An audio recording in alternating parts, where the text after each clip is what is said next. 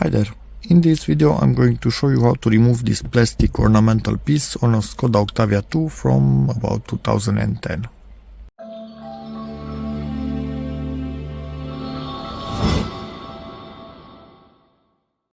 You will need one of these type of plastic prying tools. Slide it nicely down there and start pulling on it. Yeah, it jumped right back in place. You kind of need to find the area where it has some clips, and those need to release for this thing to come out. I'm not sure where the clips are. What I see now, there's also metal behind it, so do your best not to go behind the metal, because that way you will never have it undone and you will rip everything apart. And look what just fell out of it.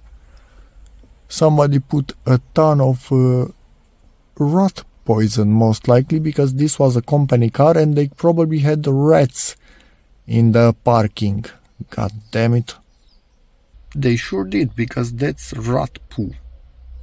And my wires are in place, so now I can close this hatch. That's why I was opening it up. I was installing a dash cam with a rear camera.